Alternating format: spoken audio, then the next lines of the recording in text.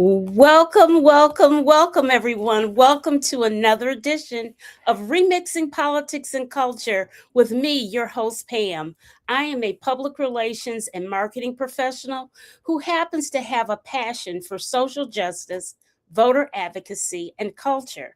And tonight, we're going to talk to a young dynamo who is Michigan House of Representative Donavan McKinney. He is now reaching for higher heights to unseat the multimillionaire incumbent Shri Tandadar for a seat in Congress for the 13th District of Detroit and its downriver community. Donavan McKinney has secured numerous endorsements from progressive leaders from all throughout the country. Senator Bernie Sanders, Representative Rashida Tlaib, former Representative Brenda Lawrence, the Working Families Party, Justice Democrats, and several labor organizations. His campaign platform emphasizes Medicare for all, universal childcare, affordable housing, labor rights, and the end of Citizens United. We need to get rid of corporations being able to buy elections in this country. Ladies and gentlemen, we're going to welcome Donavan McKinney, proud Michigan statesman, proud Michigan graduate, and a member of Phi Beta Sigma Fraternity Incorporated. Hello, Frat.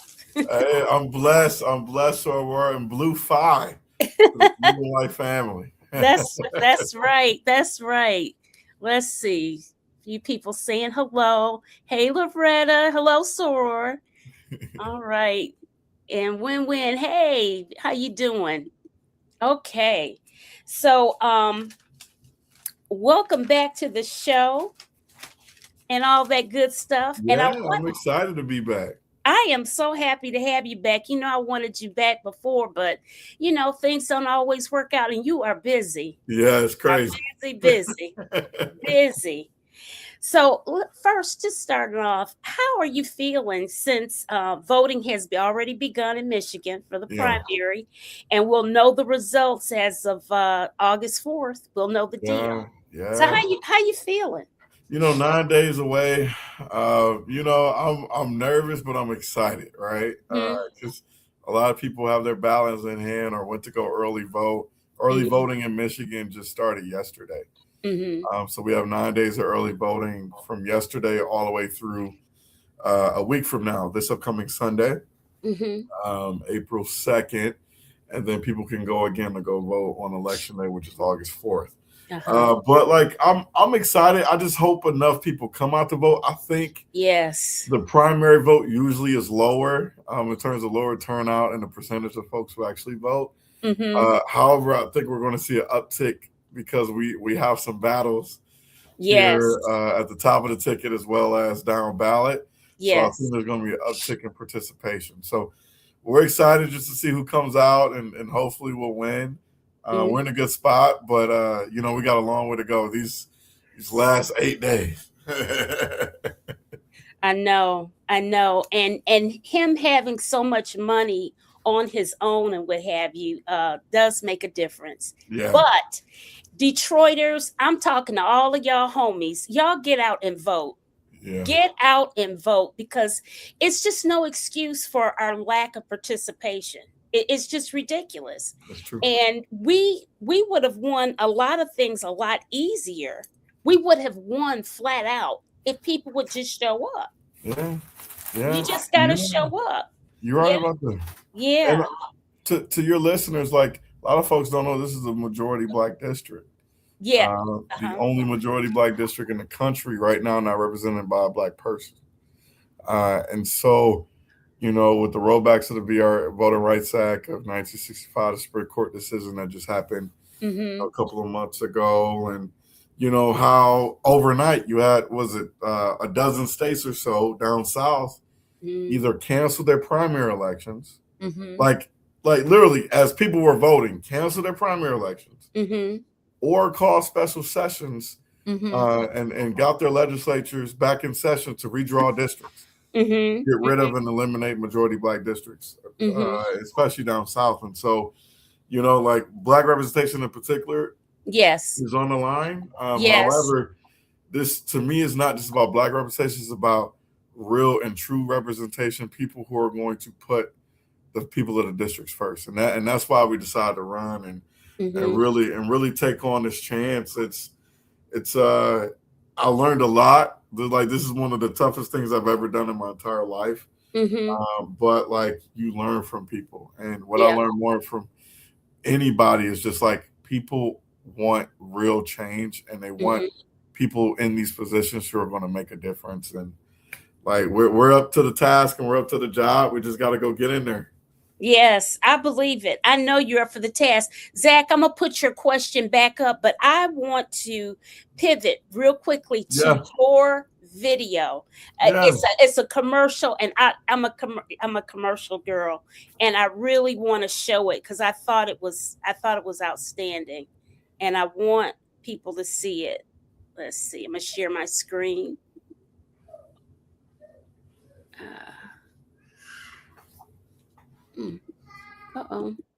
Okay. Here it is. All right.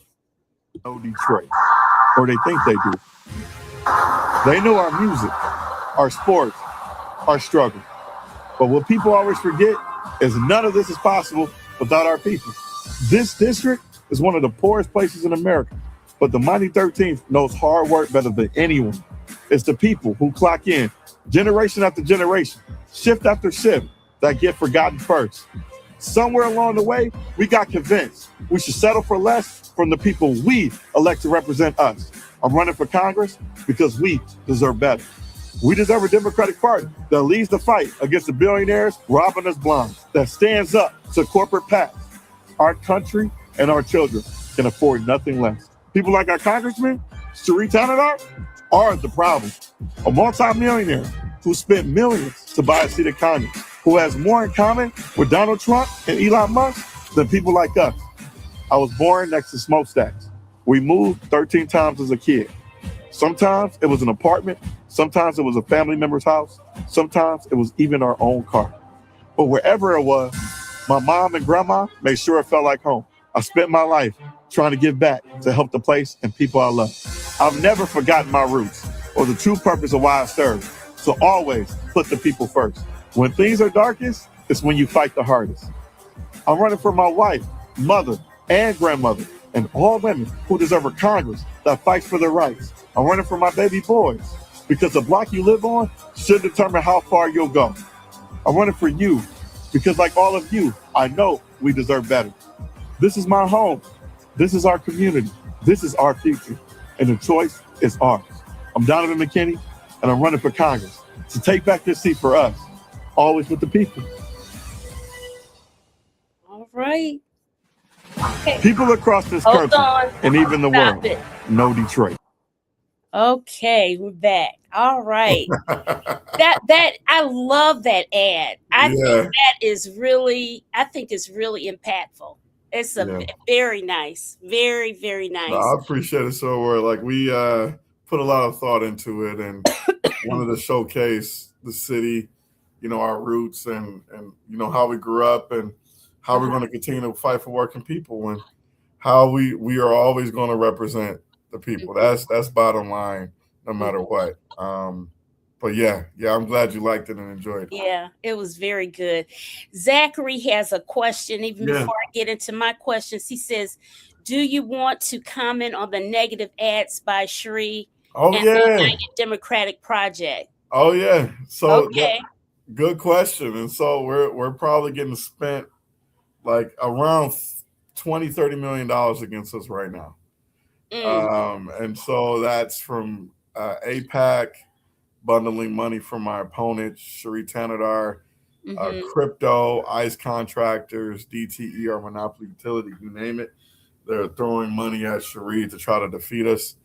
And he's spreading these lies. He got like all these anti-hate campaigns against me. And because like we're winning essentially, like, and we're gaining momentum. People like really gravitate towards what we're talking about. and what we're fighting for, because it's bigger than just me. It's bigger than just Detroit, right? Bigger than this just region in the 13th district. Absolutely. It's a national movement, right? Yes. Nationwide movement. Yes. That we're fighting to try to figure out how to bridge that gap and deliver real resources for working people. So everything that my opponent has, have slandered our name and try to throw mud at us, it's freaking all lies. Like, I'm like, wow. Every time I wake up and I see it, I'm like, this is unbelievable. So, Pam, to your listeners that are tuning in, we are building the biggest and baddest coalition in the country. Okay. We've got over 150 plus endorsements from, congressional members to state, member like lieutenant governor to state reps and senators all across the state and in our district, to the county executive Warren Evans, to a lot of our county commissioners, to local mayors and city council folks throughout the congressional district. And then we also have all the unions. I'm come out of SEIU. Shout out to SEIU, UAW support. I'm the only non-incumbent that the AFL-CIO has endorsed. All right. At the federal level in our state. And so and we got from not only labor leaders, but to faith leaders, a lot of our, Council of Black Pastors, Baptist pastors to, Reverend Sheffield's group to a lot of our Black Slate, Fannie Lou Hamer, you name it, a lot of grassroots organizations on the ground supporting us. And so, I wouldn't have garnered all of that support if I was what my opponent labels me to be. Right. And it's a mischaracterization on our record. And more importantly, it's misinforming voters. And I want to say this too, Pam, my wife kind of brought this up to me, and I thought she was spot on, because we as Democrats really frown upon misinformation when it comes to the general election, right?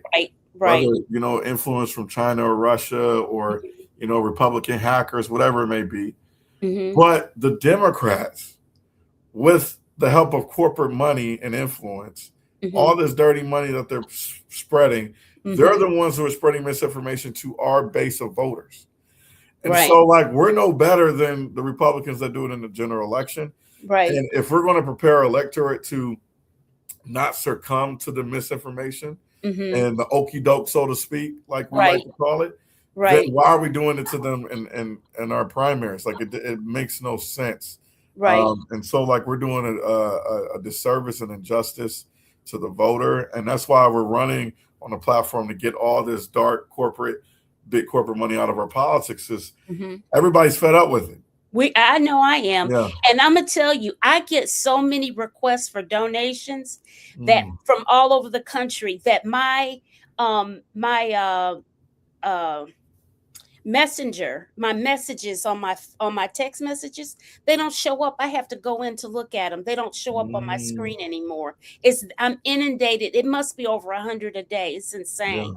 But I want to Win-Win says that it was a great ad, and he is in District 13. She thought it was beautiful. Thank and you. Your soror Loretta says the same. And tell us what your district encompasses. Please. Yes. So the Michigan's 13th congressional district includes all the 5 Grosse Pointe communities, Harper Woods, the entire east side of Detroit. So if you take 8 miles, it's a Wayne County district. So I don't have any of the northern suburbs in Oakland or Macomb counties, just only cities in Wayne. Okay. So you take 8 Mile west to Wyoming. Okay. And take Wyoming as far south as you can go in Detroit. For the most part, I have Wyoming going east. In Detroit. So they're give or take. It's weird. There's some. I know the way they cut stuff up. Yeah. That are a little west of Wyoming. Some of it is not touching Wyoming, a little east of Wyoming, but Wyoming is kind of like that hard border in Detroit. So that includes the cities of Highland Park, Hamtramck. And then it goes all the way downtown. So I got all of that. Corktown, Southwest Detroit. And then it goes back out to the suburbs. So I have the south side of Dearborn Heights. Okay. And that's not far from my mother. Yep. And all of the cities of Melvindale, Taylor, Romulus, and Wayne. I've So got the DTW airport at when people land. And then I also have all of E-Course, River Rouge, Lincoln Park, Allen Park, Wyandotte, and Southgate. Okay. Okay. That's a weird cut. It is. So it's like Detroit, but it also has downriver and then parts of Western Wayne County. Yeah. That's a weird. 800,000 people. About 800,000 people. Oof. Yeah. Wow. Let's see. Donald is in here chatting up a storm, and I can't. Best social content in America. Okay. And then he says, does the OG want to win? I don't know what he's talking about. We will tell him how to come up and cover the deficit he is facing. I don't know what he's saying. There is a pathway to next steps beyond the status quo and get on the next flight August 11th, red eye to Austin and cut the data files access so you can get this done. You know what he's saying? Do you know what he's talking about? I think so. I think this is more so about like the data points and then getting the information out there and connecting with voters. I think I know what he's talking about. But man, I want to come down. I do want to come down to Dallas though. I think we talked about it before. Because we got to make sure that like Michigan and Texas is on it's on the radar in terms of who's going to come out the November ballot, right? Not just in the primaries, but in November, where we have competitive U.S. Senate seats that can dictate who has the majority in the Senate, who has the majority in the Congress. To really hold Donald Trump accountable. Yeah. God. Let's see what else here. Speaking of the smut they are spewing, how are us going to fight socialism, communism? Well, it's real. You know what? It's the communism. I don't know what it is. I'm having an issue with all these labels. Yeah. And, I really am, because I know that there's this phrase of calling democratic socialists, but see, the problem with that, more educated people understand what that means. The only problem is that for people who aren't as well read and can be easily twisted, which we have learned that's the majority. That's a huge number of people in America. Yeah. They'll flip it and make you think that socialism is communism. And I guess it's not. It's different. Of course it is. But the thing is, the problem is that you've got loud mouths with microphones and cameras saying it. And he spews untruths all the time. So, that's how he's gotten over this whole time. Yeah. So, yeah. No, you're right, Pam. So how I define, I come out the labor movement. Michigan is the home of labor. Detroit, I mean, all we do is union organize here. That's right. That's right. My grandfather, God rest his soul, he passed away last year. And, he used to take me around as a little kid to all his UAW meetings. He worked at Ford Motor Company on the line. My dad did too. 42 years, never missed a day of work. Yeah. Yeah. And he told me why he never missed a day. And he said Ford had my back, but he said the UAW had my back. That's right. And I learned a lot from him. I learned a lot from the labor movement, and being able to work one job, not only make ends meet, but have disposable income. Yes. Yes. Your family, retirement to look forward to. Yes. That's socialism. 40-hour work week. That's right. A lot of people look at these new labels. It's not a new phenomenon. It ain't nothing new. Look at FDR. Socialism. Look at FDR. Look at one of our greatest presidents with all of the programs he put into place. That is technically socialism. The New Deal. So when people look at it and they're writing about it right now, trying to, really hoodwink people into think socialism isn't the real deal. In reality, how I define politics is the redistribution of resources. Right. Socialism is the redistribution of wealth. So as the wealthier get wealthier and the poorer get poorer, there's no middle ground, right? And so you need that redistribution somehow, some way. You need government to try to correct it a little bit, to try to level the playing field. Right. Because we have our first trillionaire in the history of this country. Yeah, off of our backs. Off of our backs. And they're telling me that my seniors that I represent on fixed income, they get very fixed $900 a month from Social Security. That's all they get. Yeah. And they dang on rent alone is $800 a month. Right.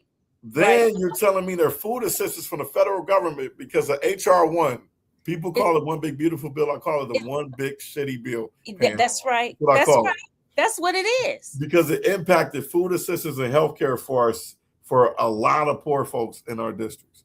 And so, like, their food assistance, our seniors' food assistance got cut by less than $30 a month. It was, but you know what, Donovan? It was. I happened to work in for DSS here in Durham County. And I was almost fell out when I found out a lot of seniors were only getting like $25 a month for food. Yeah, it's and that was before the big ugly bill. Yeah, and I was like, "What can you do with $25?" Nothing. When the prices have skyrocketed, and even then before the prices skyrocketed, what could you get healthy for $25? It's so sad. It's so sad. And then the out-of-pocket costs just to do the doctor visits have gone up. Oh, please! And then their medication has skyrocketed, and so you're telling our seniors, not just them, but people in general. They have to decide every few days. So they just use their little money, scrape up the pennies, right? Food, to pay for life-saving medicine, or pay their rent and utility bills. Like, these are the decisions that a lot of my district, is, residents and communities have to go through. I'm running to represent the 5th poorest congressional district in the country. Out of 435 seats, out of 435 seats, we're the 5th poorest. Wow. Detroit is the blackest and poorest major city in all of America.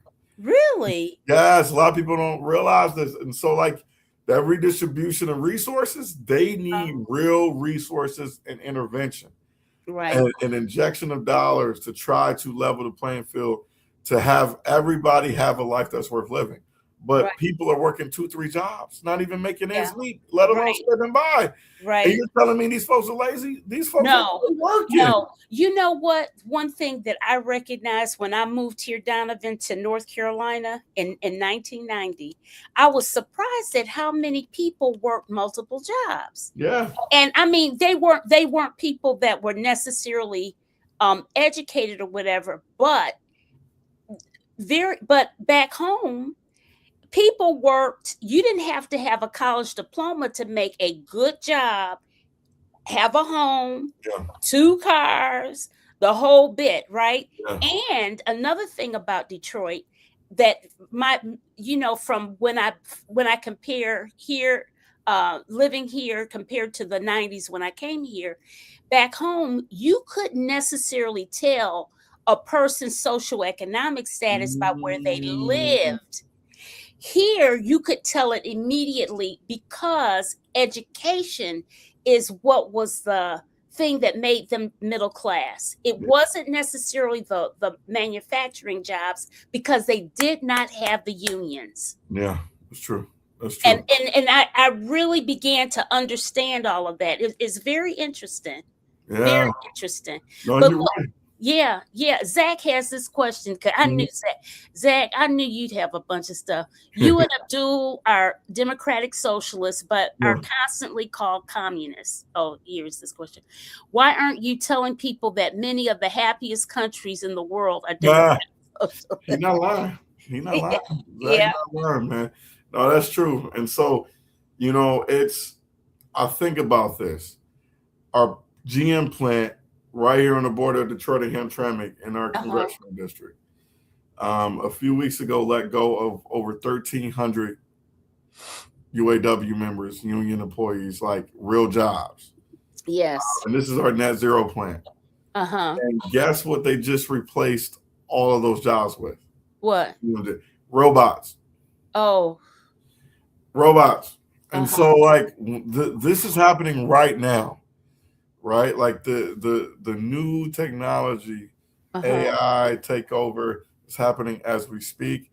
Yes. We have to figure out ways to recalibrate, get people reskilled into having good jobs. I mean, livable wages. Livable wages, yes. Take care of their families, but also be able to, you know, like not just earn enough to take care of their family. I'm talking about spend the time necessary to be a part of family and community.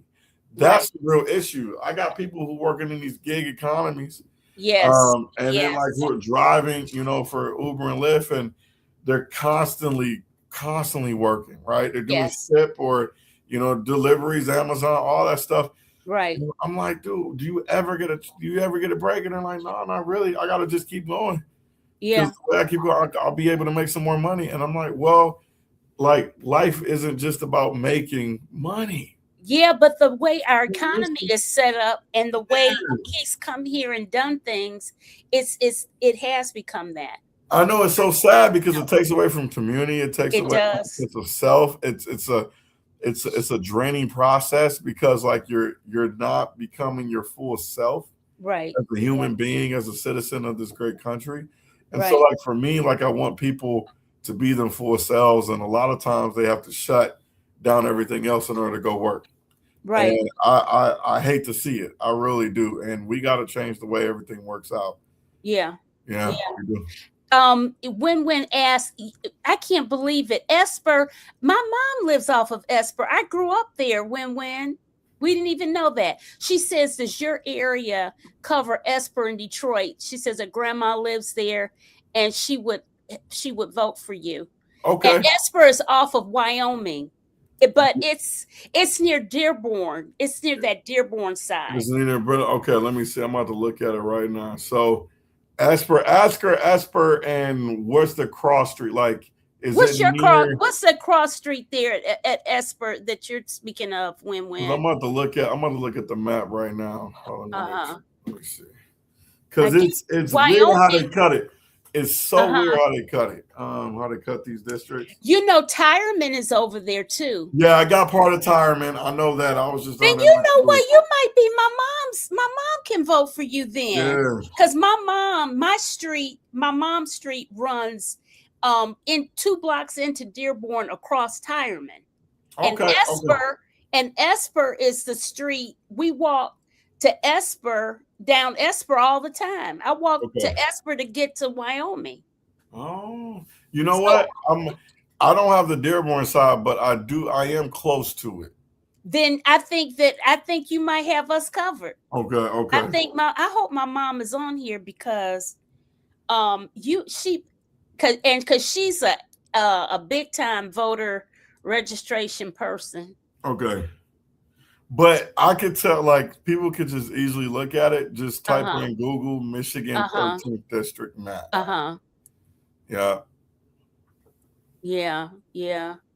Okay. You don't need money to win. You need clout. Okay. Yeah, so many. Yeah. Let's see. Bottom line, oligarchs should not be making policy. Absolutely. Working people should. We should. They love the uneducated. That is so true, Judy. Let's see. Republicans will cut taxes for the wealthy and benefits for everyone else. The American people need to wake up. Yeah. And wake up, sleeping giants. We have the power to make a change. Let's show love for ourselves. That's right. Oh, Lord, look at this. Pam, don't get me started on education. My mother was a school teacher in Ann Arbor. I'm homeschooling my grandkids. Yes, they're learning AI and robotics. When I've never had you this active in the comments before. My grandmother lives near Mackenzie High. When my mom lives over there where your mother is. They probably know each other. Yeah. She has to know it because my mother's real active in that community.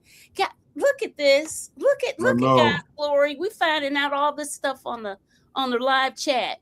Sadly, life has become more about making money in the U.S. because it's getting harder to afford the basic necessities just to live every day for the working class people. And that is the truth. I know for a fact that when I go and buy a few little groceries and it's $75 and I don't even have any meat in the thing, I'm like, and I can't imagine what it's like for you. How many of your kids are in diapers, Donovan?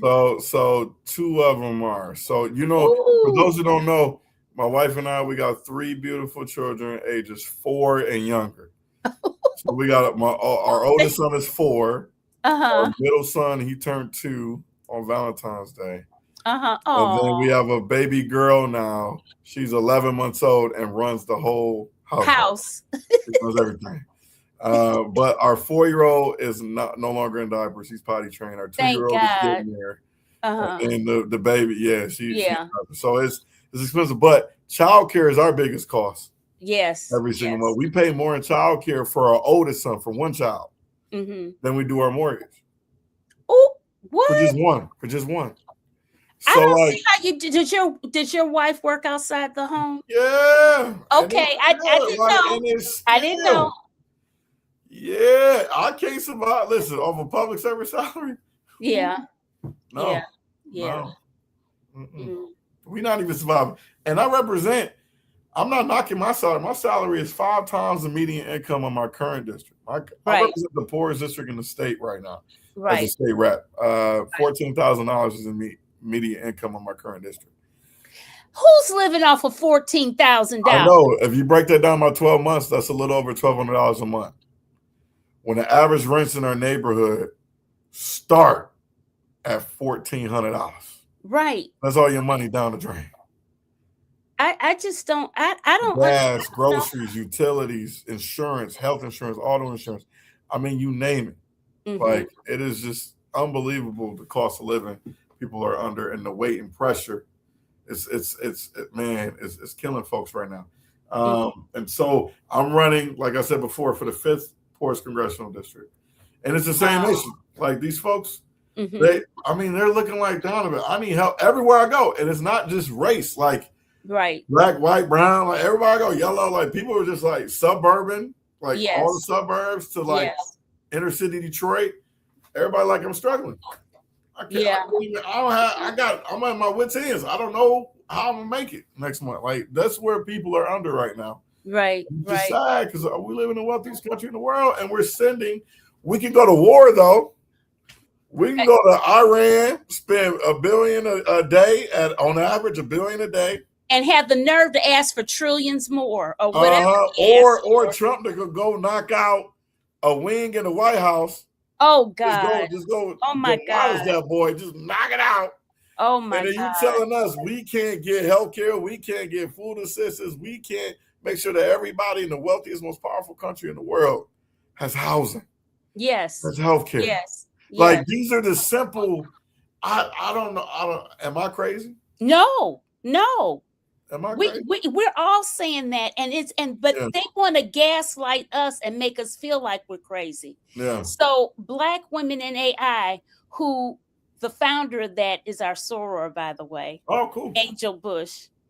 How will AI impact those numbers as jobs transition? Yeah, so like it's gonna be bad. Like, I mean, what I'm hearing on the ground is that like AI does help improve efficiencies. I know, healthcare professionals are using it in settings like being able to see cancer before doctors see it. So those are some of the things AI is able to do, which I think is freaking phenomenal and amazing and doing. But in terms of like being able to replace jobs, like what just happened at the Poletown plant, our net zero plant in Detroit and Hamtramck, like losing 1,300 jobs just to replace them all with robots.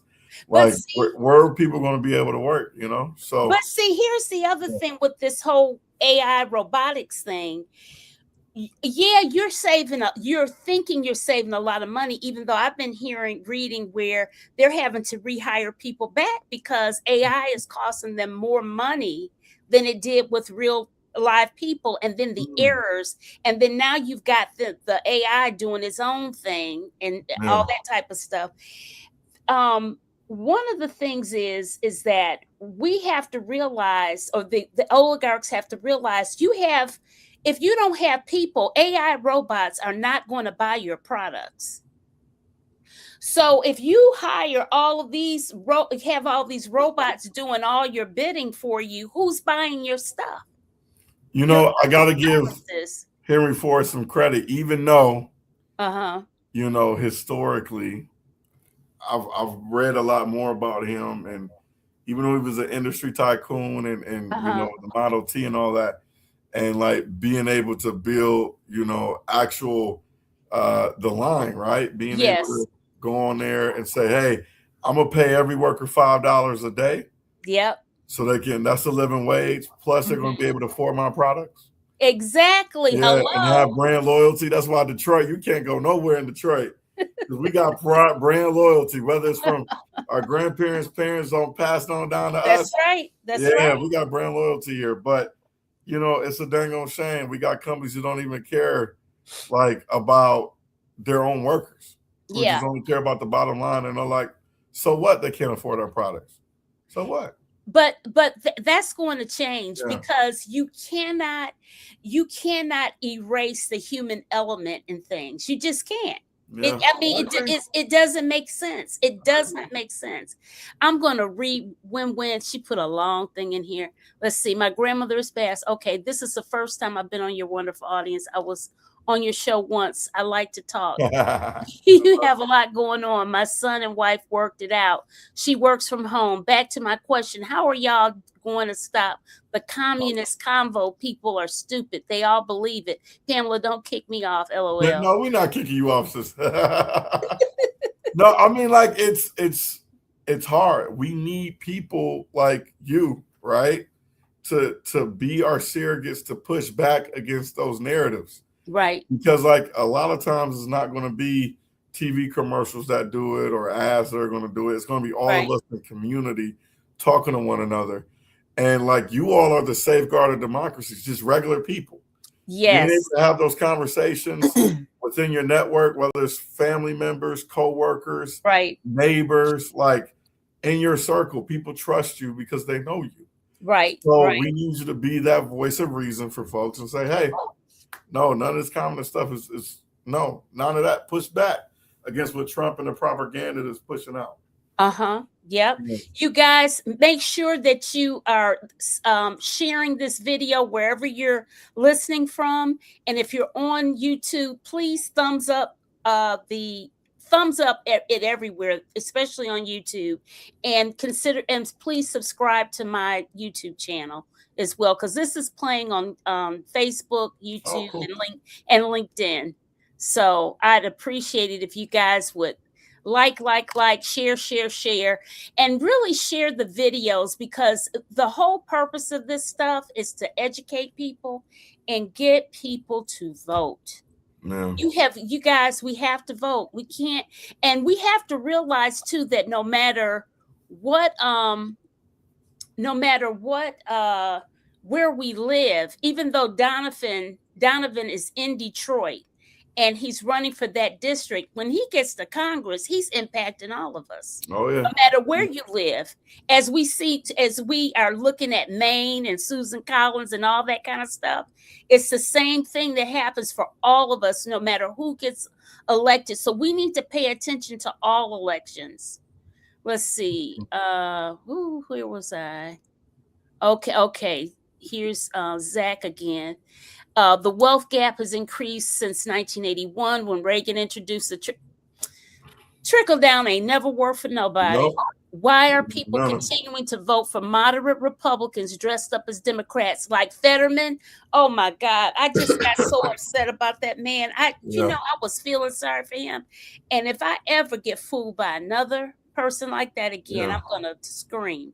No, listen, it's our Democratic Party, right? Yeah. We all know the Republicans are off the rails. Like there's no coming back for them. No, it's the Democratic Party, I like to say, Pam, truly is supposed to be the party of the people. Right. And so if we're going to continue to claim that statement, then we have to follow suit. We have to actually deliver on the resources and help change the livelihoods of working class people. Right. Flat out. And so I can give you 3 perfect examples in my lifetime. Okay. In my 30s, in my lifetime, that like I've been disappointed in, that have impacted us for years and decades to come. Mm-hmm. The first thing was under the housing crisis, in the recession of 07, 08, 09, 2010. Yeah. And the early 2010s, when guess what, under Obama administration, Yeah. The Democrats were in power. We Yes. had a Democratic trifecta. Yeah, we did. From the 08 election. We did. But guess what? Guess what the Democrats ended up doing at that particular time? What? We sent our tax money, or they sent it. They sent our tax money to bail out the banks. To the who? To bail out the yeah. And we bailed out the auto industry too. Auto, yes, but really the banks was the key, because at the end of the day, they're the ones who caused the housing crisis with the over speculations and selling of subprime mortgages and like really causing people to live outside their means a little bit. Yeah. And then like signing on to like 1-2%, interest loans and not realizing it's adjustable. And when the housing crash actually happened, it turned into 30, 40, 50, 60%. Your monthly payment ballooned from just a couple $100. Now you owe tens of thousands of dollars. And you just like, I don't have it. And people went belly up. They just left their homes. And so what happened is Detroit, blackest city in America, major city in America, we had the most, the highest percentage for black home ownership rate out of any city in the country. 82% at one point in time. In the 2000s, leading up to the housing bubble. Now we're down to like the inverse of that. I think the city only has like maybe 20 or so percent black home ownership rate, with the home ownership rate overall is like 30-some%. I think we're a majority renter city for the first time in a long time here in the city. Really? Yeah, so those policies impacted us. That was one. The second example, fast forward to, the death of George Floyd, the murder of George Floyd on behalf of the Minneapolis Police Department. Yeah. Chauvin, all of them. And we had two black men in the U.S. Senate, Tim Scott, a Republican out of South Carolina, Cory Booker, a Democrat out of New Jersey. Right. The Black Lives Matter movement was happening at that time. It was led by black folks, but it was a multicultural movement that wanted police reform and accountability. Yes. And so those two in the U.S. Senate, those two black men, were negotiating on trying to get over the hump the George Floyd Justice and Policing Act. But they couldn't get it done, to no avail, because there was no agreement, because there was no courage of people willing to actually have those hard conversations and get over some of those differences to end qualified immunity. Yes. Police officers are pretty much the only field and job and profession where the individual police officer isn't held accountable as much as any other profession. You can go, and they have the right to literally kill somebody if they want to. And I'm not saying they do it all the time. And I also know how hard it is. I've been on police ride-alongs. I got some family members who are officers. It is hard. I know what they go through, and I don't want to be it, because I'm like, man, there's some tough, rough things. You put your life on the line every day. I commend a lot of our officers for that, but there are a few that take advantage of that badge. And those few have the opportunity to either protect life or take life. Right. And we wanted real change. And to young black people like myself, who were looking for real change out of our government, guess what? We didn't get it. And so a lot of my black folks got let down from that. A lot of young people in particular. I'm trying to get them back engaged. The third thing that happened, and I talked about it earlier on this show, is the rollback of the Voting Rights Act of 1965 under the Biden administration, under Democratic leadership.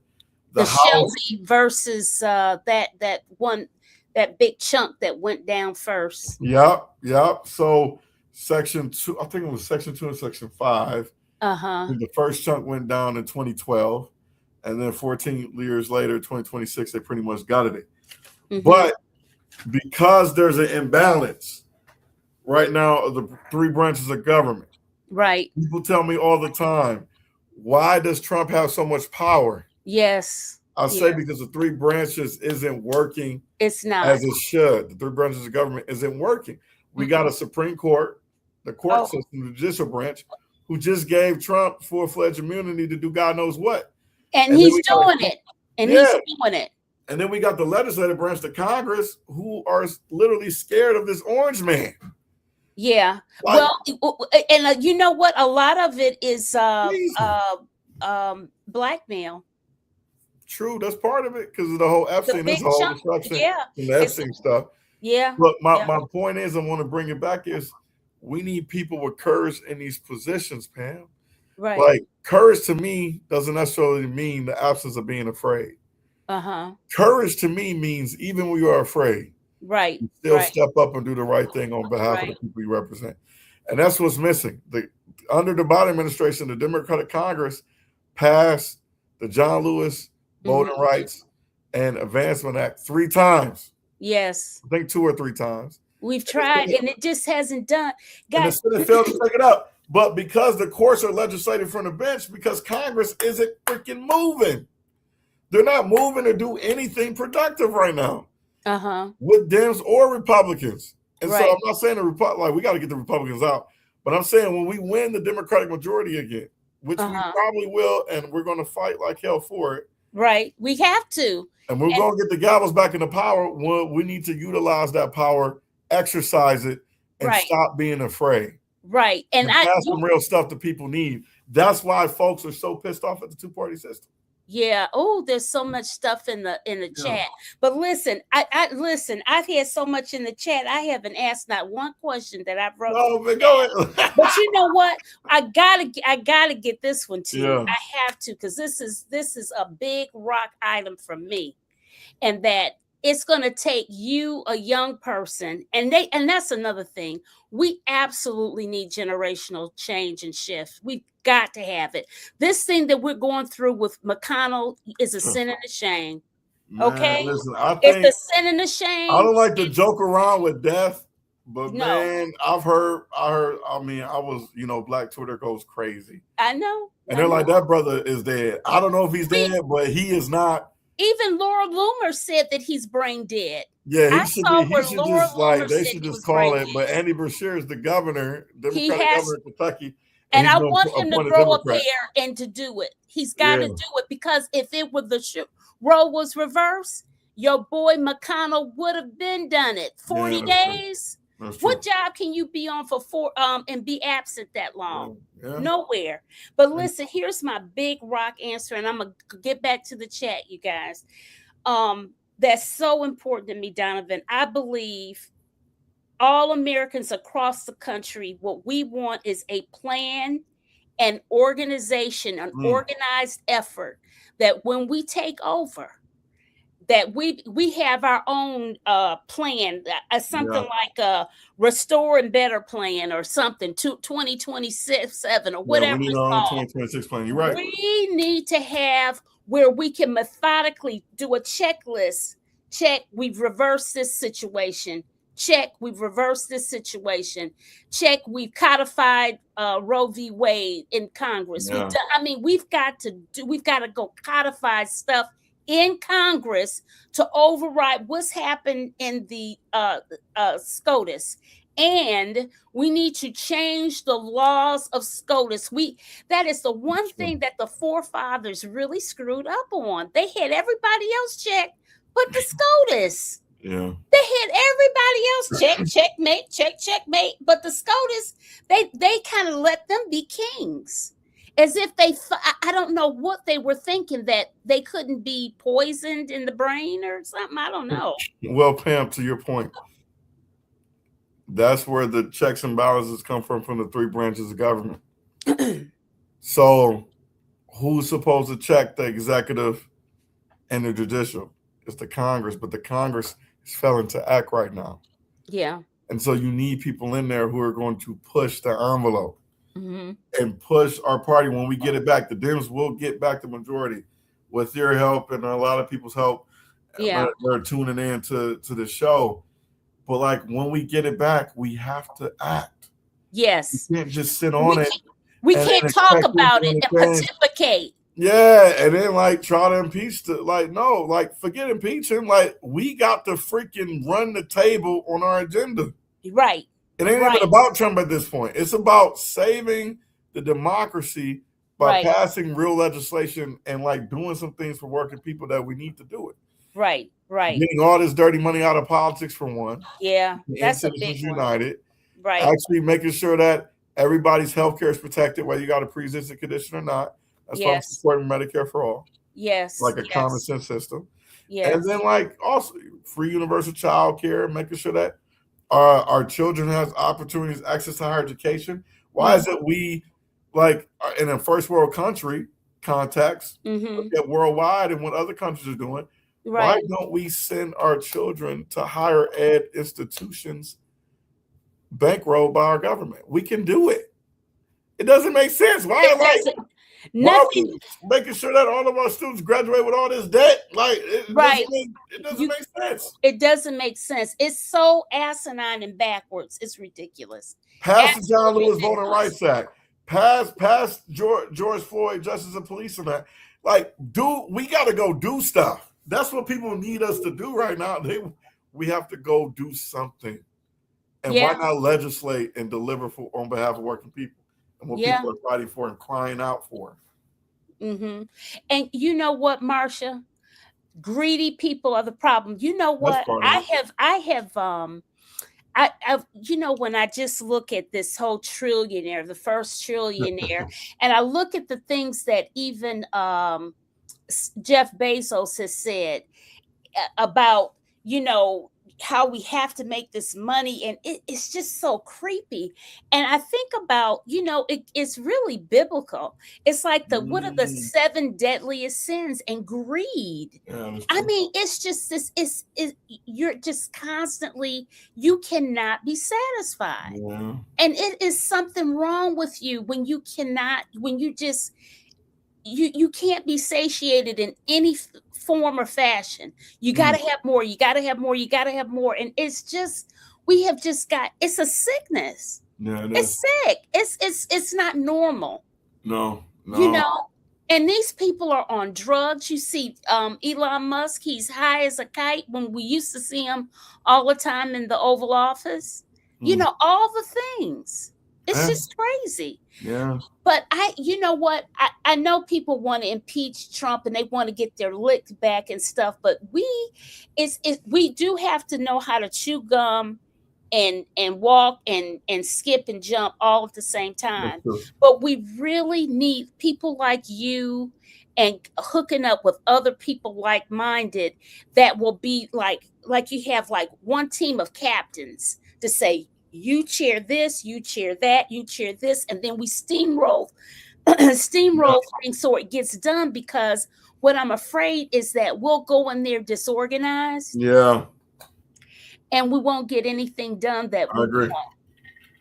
And that is going to be a real problem. A real problem. No, you're right, Pam. Right. Open borders and gas prices are doubled in 5 years under Biden administration. I don't know. That didn't happen under the Biden administration so what do you prefer? That's much harder now than it was under Biden. I know, of course. What are you talking about? I don't know. But like, just check the facts. Please. Yeah. And the Republican Party, you know what? Remember once upon a time when some of the Republicans saw the things were going off the rails with Trump and Trump 1.0, and they said, well, we need to form another party. And see, and in a way, they almost should have, because that name, the Republican name, has totally ruined the name for them to even think. I mean, I wouldn't equate a John McCain with the Republican Party. I didn't agree with John McCain, but you know what? That's okay. You can agree to disagree in a polite way, because that is what democracy is. We're all not going to agree on everything, right? I don't agree with my own self all the time, right? But I'm just saying, you know, you need that thing to make one another better. To be able to say, well, you know what? That's not a bad point that you got there. And then other person say, well, I don't know. Well, let me see. You know, that's how that's how it's supposed to work. And then people used to go and have a beer after work or whatever. And then they say, okay, see you tomorrow. Let's start it again. You know, I talked to some historians and people who worked in Congress, either as, elected members of Congress or worked on staff. And before flying, getting on an aircraft and being able, before all that got super convenient, elected members of Congress, both House and Senate, used to move their families to DC. And so you will be able to raise your family together as you go out here and do the people's work of the country and technically the world, because we make decisions on behalf of the world too. Yeah. And like when you disagree, your families were still hanging out, right? So you might have just like, whatever, man. But then like you have to come back home. And then like that layered opportunity to just have that dialogue outside of just the public eye, to have those, talks, to come to some common ground, to have those conversations. That isn't necessarily happening. We're talking in our own silos. Yes. Whether it's through social media or through the mass media or just like our echo chambers. Yes. That's all we're talking to is our echo chambers. There's no opportunity to find some there's common ground here. I even talk to Republicans. They'll tell me behind closed doors. They'll tell me. But that's tell not me like, good enough. That's Trump where's the courage? Where is the courage in that? Courage. They'll tell me like, yo, Trump is wild, man. We think you're crazy. I'm like, well, won't you just step up and say something then? Exactly. You just they're like, no, we won't do it. But see, that's so ridiculous. I think that is feckless. Yeah. It's unpatriotic. It's immoral. Yeah. It's all the things they talk. Oh, we're so Christian. We're this, we're that. Jesus he'd be flipping tables. Our Democratic Party gotta take Christianity back in a sense, because we'll let the Republicans to hoodwink it. And also patriotism too. Like, patriotism. We're about the Bible. I consider myself a patriot. Yeah, and like, because of that, we are a lot of patriots. Come on. So like the Dems, we got to get back to our values, which is like, Christianity ain't just about, like living up to, it's about living up to everything, right? Treating people the way they should be treated as human beings, as like God's children, like as at the end of the day, I'm no better than you and vice versa. But like, and like, if you bleed, I bleed, like those type of principles in the Bible, like, these are the democratic values we're all pushing. And so we got to take ownership of that. We got to fight for that back. And then patriotism, who love this country better than Black people. And we literally have died and bled and did everything for this dang old country. And we still get treated like crap. Right. Still. And you know what? Now, speaking of this, Mondami, look at how our Democrat leadership treated him. They didn't want to endorse him. Scared to endorse him, right? I understand. I read something where Kamala Harris has had a conversation with him, and I don't know. I haven't seen anything else about it since. But it's just really frustrating to see, but it's frustrating to hear people talk what they can't do. But Mondami, he only been there 6 months. He done balanced the budget in New York.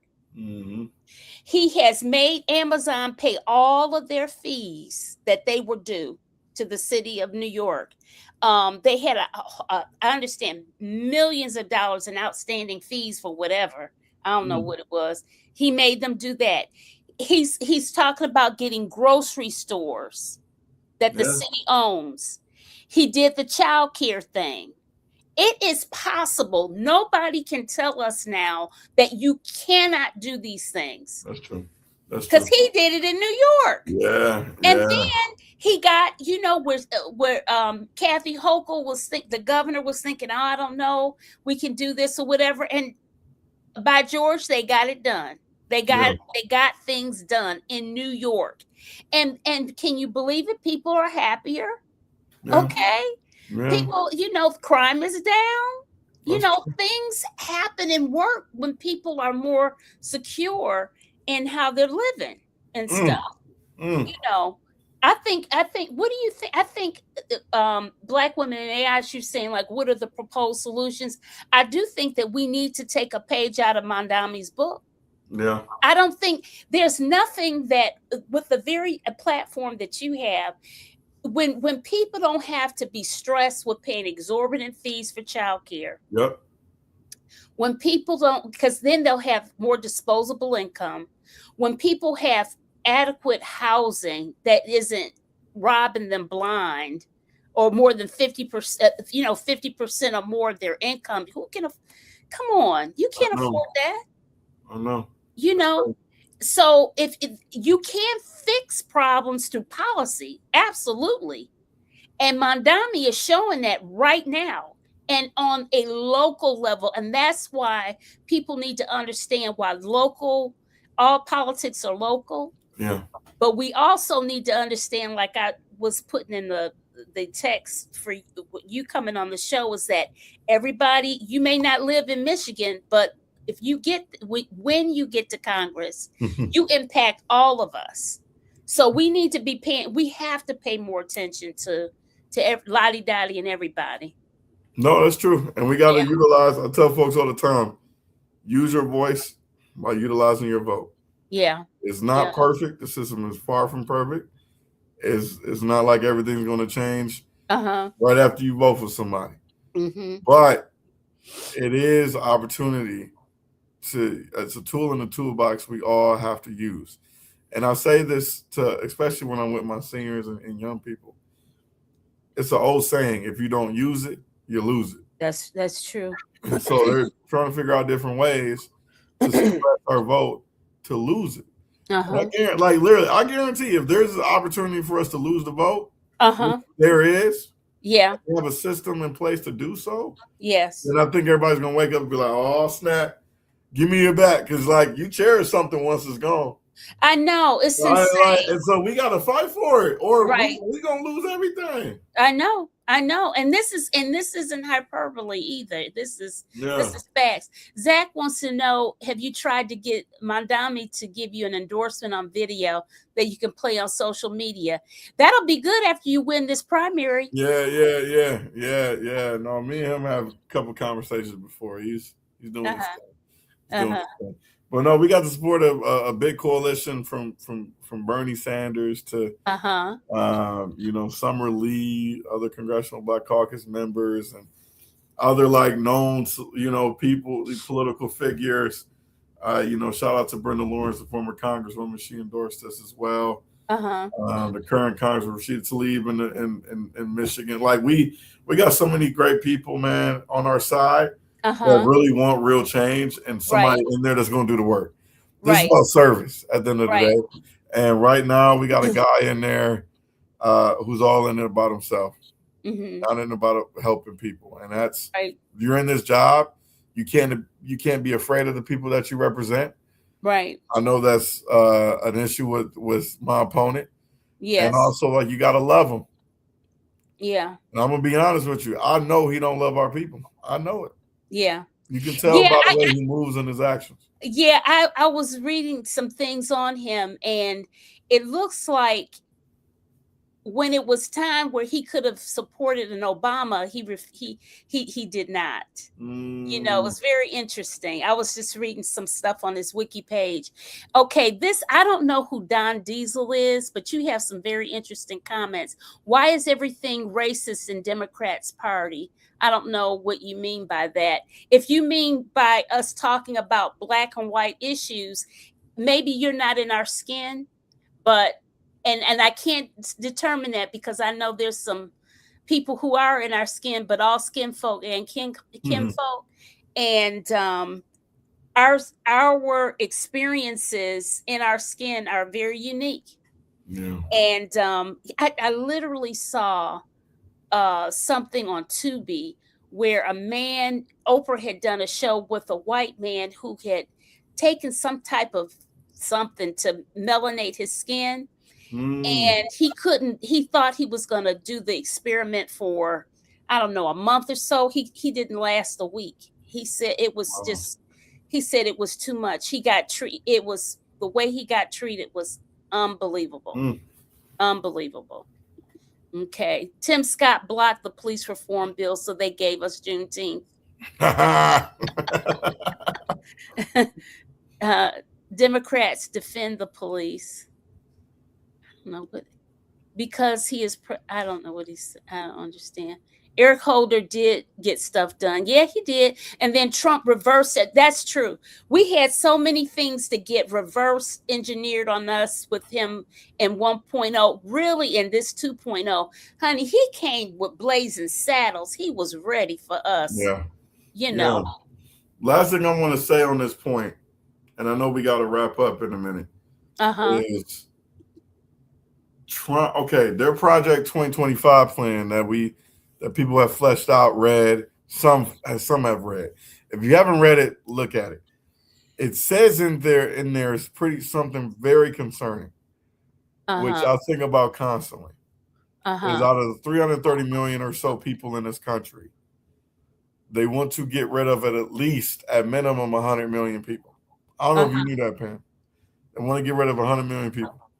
And so the worst is not just going to be the worst of the worst criminals. Right. That they're targeting. It's not just going to be our migrant, immigrant communities, brown sisters and brothers. It's going to be people that look like us. And so, like, to me, the issue around birthright citizenship. If you're this guy is a troll. This guy is a complete troll. It's okay. Yeah, it's okay. Yeah. I'm gonna still make my point. So the issue around birthright citizenship, if you're born in this country, does that make you a citizen? Yes or no? Yes, you would think so. Right. But there's opportunities to roll that back. Black folks in this country are still considered 3/5. It's never been outlawed or eliminated. It's just unenforceable right now because of the 14th Amendment, birthright citizenship. Of which he's trying to get rid of the 14th Amendment. So the Supreme Court upheld it for those born in this country from non-citizens. However, Trump literally the next day was like, hey, Republican Congress, send me legislation to overturn birthright citizenship. So those who have the original rights in this country under the Constitution are white Protestant men who own property.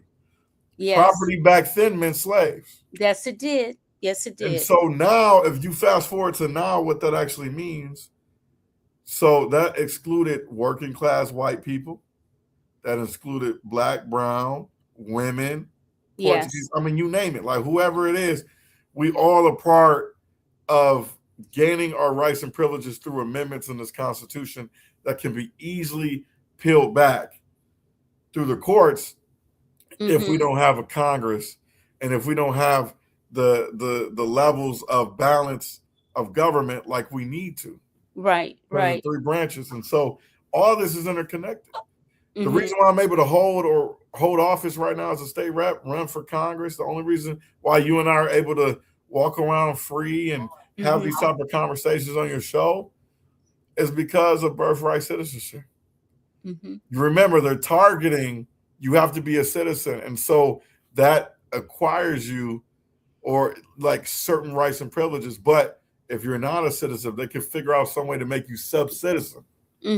What does that mean for future generations coming after us, our kids and grandkids, and those coming after? And so that's what is top of mind for me every single day. Not just the affordability crisis. We got to figure out we got to solve those type of issues, the economic crises people are under, but also like our rights and privileges in this country.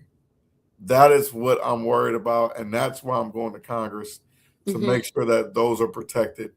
And, you know, whatever this Constitution is, we got to figure it out.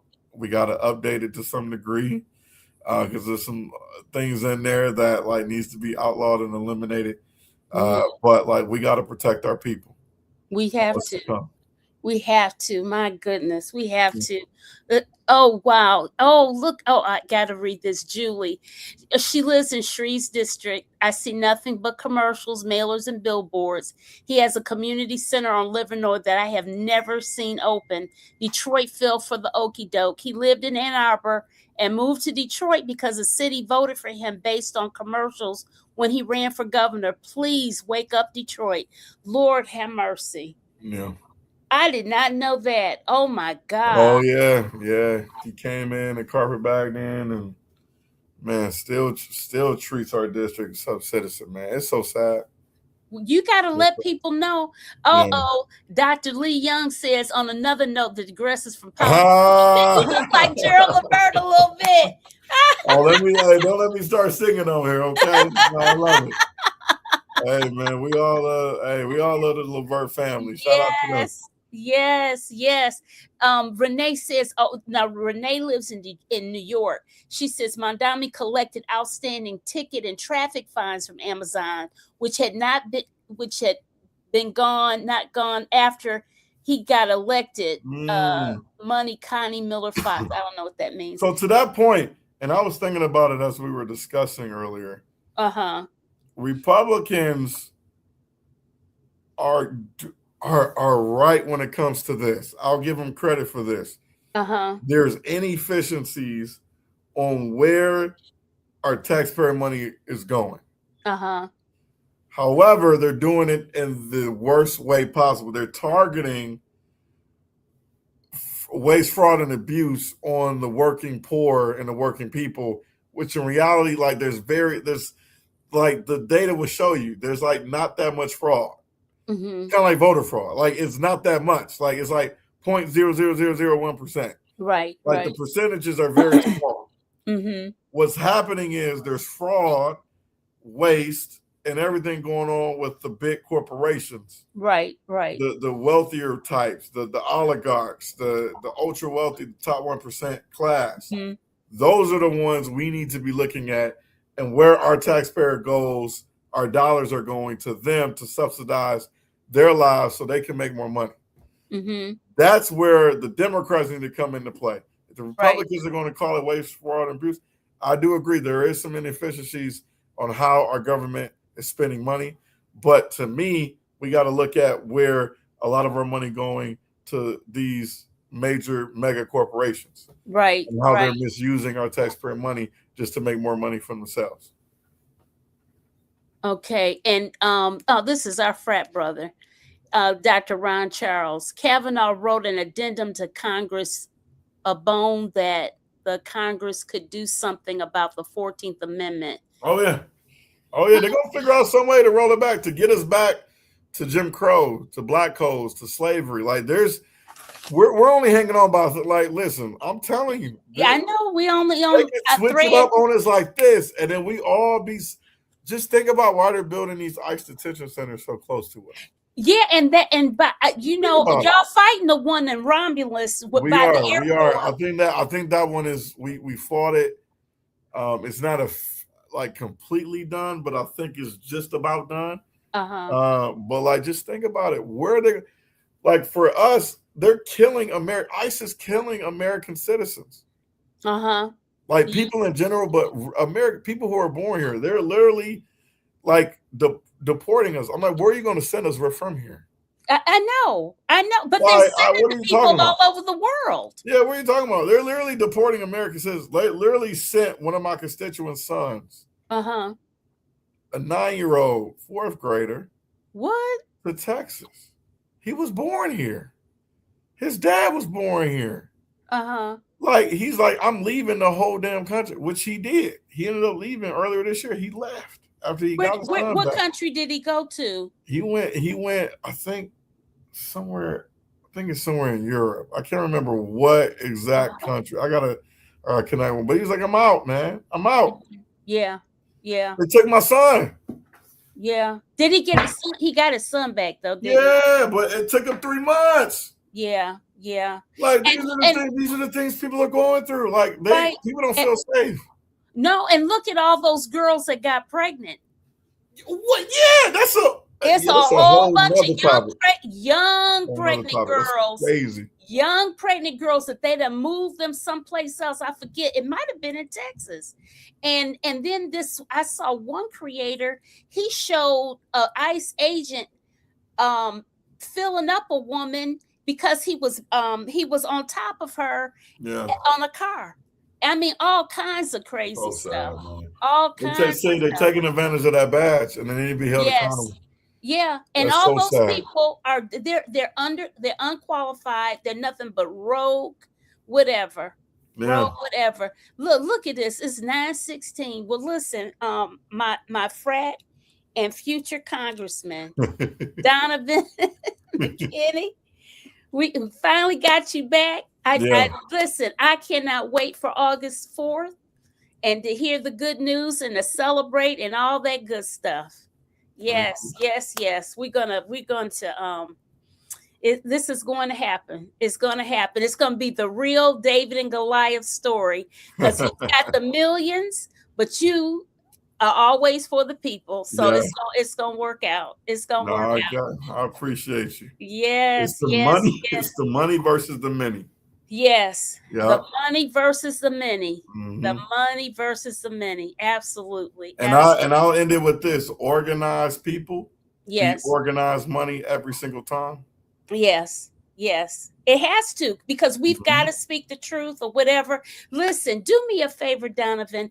Encourage some other people to hook up with me for shows and stuff like that. I have one day in the not too distant future, I'll have somebody to help me produce things, but I need more people to come to me, because they'll tell me after the fact, and then when I follow up with them, because I try to make the shows relevant and stuff, what's happening, and I've been tuning in like in between stuff. I'm like, okay, if I can't catch it, I try to watch it. When you post you can do replays. Yeah. And it's always on YouTube, guys. So you can, if you subscribe to my channel, you'll at least get notification. I'll tell some people to do your podcast for sure. Please do, because it's a conversation, and I think people get a lot out of being able to interact with others and with the people, with people like yourself, because it breaks it down, and people can say, oh, well, he did say this, and they can hear directly from you. Yeah. It's easier that way, I think. Okay. Wishing you much success. Yeah, we're going to be calling him Congressman. That's to God's ears. Let's go do it. Let's go do it. That's right. We're going to do it. All right. We're going to wave off. Good night, everybody.